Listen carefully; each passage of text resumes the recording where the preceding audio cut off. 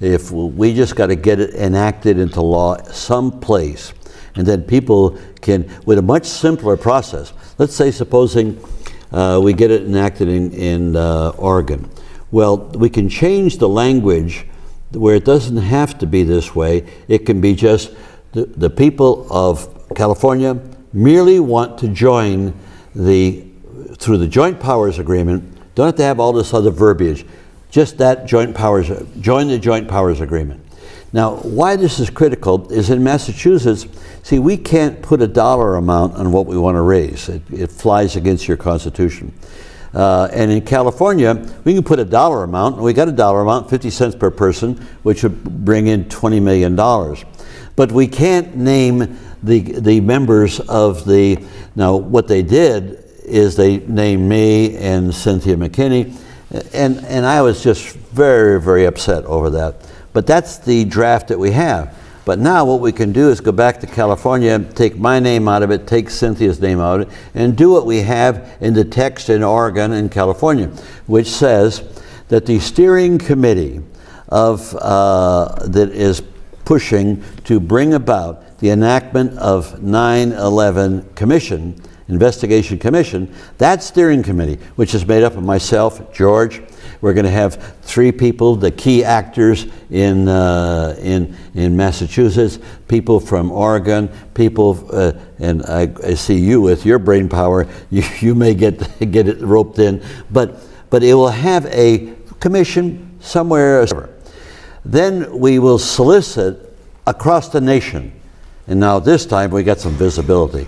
So anybody that wants to nominate, and it probably will be several thousand, that's okay, because we will then hire a vetting firm to just go through and investigate all these people and zero it down. You know, I'll give you an example, a person that in my mind, because I don't always agree with him, but we're good friends, and that's Ralph Nader. In my mind, old Ralphie would be a good person on the commission. He's got his own credentials. And now, we don't always have to have a celebrity credentialed person to be on the commission. We just need a person who's got wisdom, who's got knowledge, and has got the guts to go wherever the criminality leads. Wherever the investigation takes us. That's right. And that takes a little bit of guts. You can't be afraid. So that's the process of how this will be nominated. And that, of course, is legal. It's already been bought into in Oregon. It's been bought into Massachusetts. And so we're over that hurdle. Did you come from Springfield to end up as a senator of Alaska? I'd like to hear that story. I haven't heard that yet. Yeah, don't go too far away because I want to talk to you before we leave. Okay. What happened, I was educated in Springfield, then went to Assumption in Worcester, 5 years, and then we ran out of money, and then so I went to AIC for 1 year, and then went into the service during the Korean War for 3 years, and I was a combat infantry platoon leader, but I also had an intelligence MOS. My class from Benning went to Korea. That was a time when second lieutenants were a Kleenex, and they had this patch, "Follow me up the hill."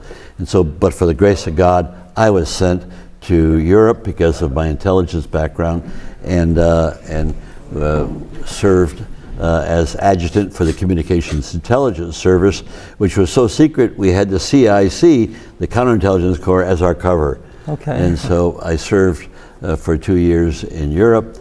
Came back to the United States, did 2 years at Columbia, I was tired of working full-time and going to school full-time, so I went, and I've been involved in politics since I was 15 years old, so I went to Alaska because I didn't like cold weather, and I wouldn't have had a chance in Massachusetts getting elected statewide from Western Mass and French Canadian background. Right. So, and as I was on the, this was a state ruled by the Irish and the Italians, as far as I could see.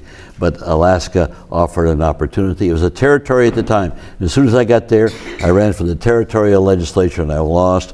I ran for the city council and I won. And now we became a state. I lost again. I ran for the state, now the state legislature, and I won. Ran again, won big, promoted that into went from freshman to Speaker of the House, and then ran for Congress, and after that lost, stepped over too many political bodies, and then ran for the Senate and won and served 12 years in the Senate. And I'm glad that I left at the end of 12 years, because 12 years is enough. I'd like to read something from Robert Bowman, who wrote this Please. on September 12th. Okay, thank you very much. Thank you. Thank you. Thank you, Vincent. And he was just endorsing this campaign. He's been going through. He was a lieutenant colonel that served in Vietnam, 100 combat missions, and under Presidents Ford and Carter, he was the director of Star Wars while it was still classified. And then he became a whistleblower under President Reagan when they were saying Star Wars is for defense, and all his colleagues were begging him. We had him here and we interviewed him, and I'm going to also show a clip inserting in this film about his 3-minute I know him very well. presentation about Building 7. There's our man. So this is what Robert Bowman wrote on September 12th. Having just endured the interminable pablum put out by mainstream media on the 10th anniversary of 9/11, let us reflect on what's real. Lots of people in the movement think they know who did it. Many think they know how. I'm not so sure, but there are a few things we can all agree upon. The government's official conspiracy theory is a lie. It is physically impossible. To see a few of the many ways it is impossible, watch any of my many speeches on YouTube, or go to the website thepatriots.us. The point is, we have absolute certainty that it was not just 19 Arabs with box cutters and an old man on a dialysis machine in a cave. They could not have gotten our air defenses to stand down. They could not have installed the explosives and nanothermite, which are proven to have been in the 3 WTC buildings, which came down. And they could not have orchestrated the massive destruction of evidence and the cover-up which followed 9/11. We need a new independent investigation with subpoena power to expose the government lies and discover the truth. Only then will we be able to reverse the results of 9/11, disastrous corporate wars of aggression, loss of our constitutional rights, and the transfer of trillions of dollars from working Americans to the bankers and weapon manufacturers and oil companies. My old friend, Senator Mike Gravel, is working on a plan to get the investigation we need through Citizens Initiative. First, in Massachusetts, I urge everyone to get behind his efforts. The people of Massachusetts should sign the initiative and get their friends and family to do so. Most importantly, when we encounter differences of opinion in the movement over the details of who and how, or over tactics, let us take a deep breath and reflect on the core truths which we all share. We must stand united for the truth shall set us free. Robert Bowman, Patriots. And of course, it's a statement that's well done. Well, one of the questions that anyone who's going out seeking ballot signatures is going to get is that, what's the point of this? 10 years has gone by. Why is the truth so very important to Americans, okay?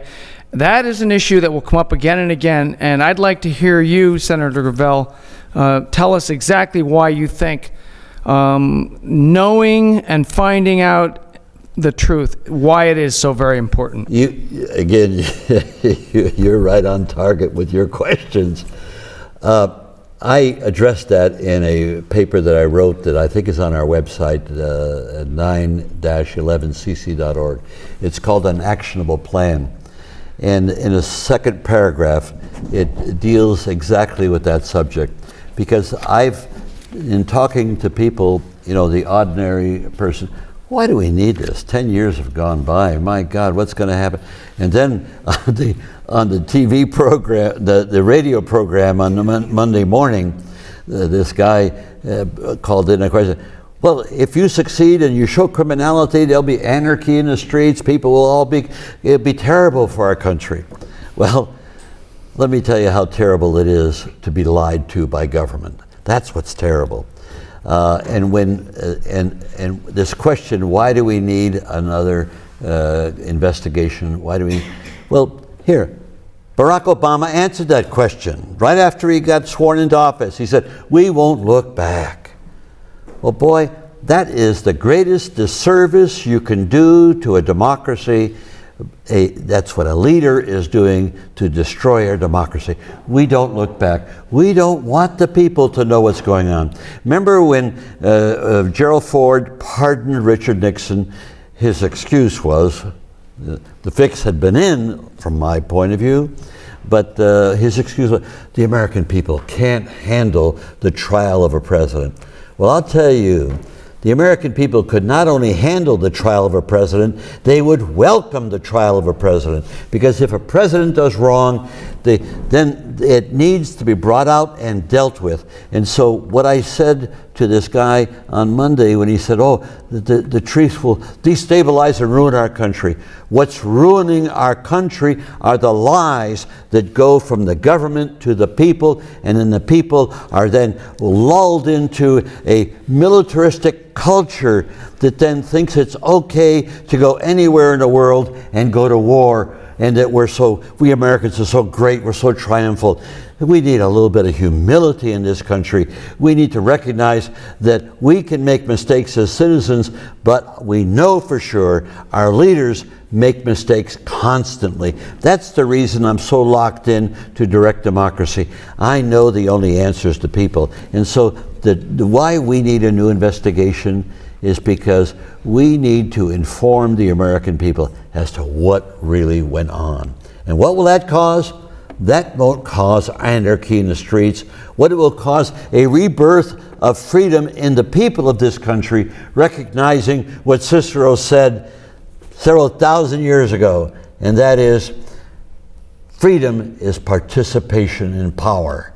And you will participate in that power if you know the truth, and then will demand a role where you can become a lawmaker. That's the reason why I think that this is so significant, because it will set in motion a chain reaction that will strengthen our democracy.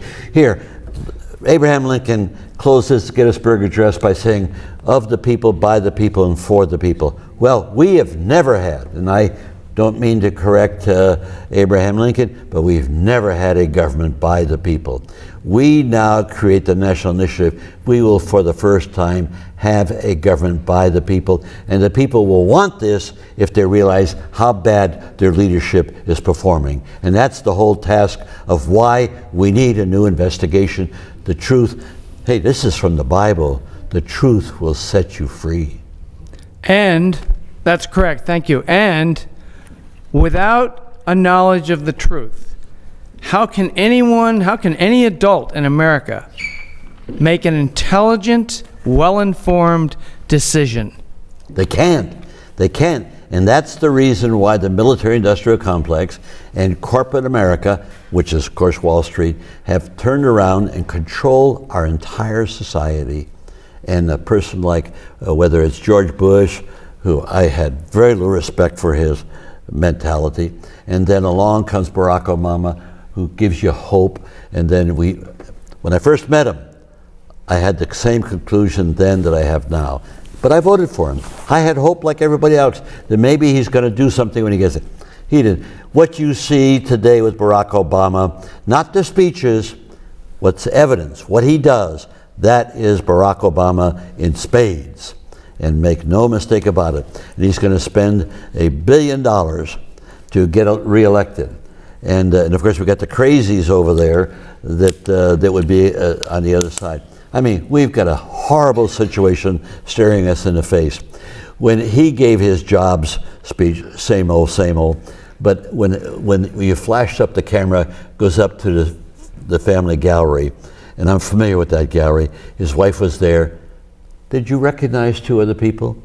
The head of General Electric, Immelt, who did more to chase jobs from this country than any other CEO in American history. And of course, Obama appointed him his jobs czar. What was that about? Hey, it's money. It's money. And did you see the other person that you recognize out there? Steve Case, the guy the billionaire from AOL. That's who is in the family gallery. Isn't that interesting? He's taking care of his friends in a very personal way.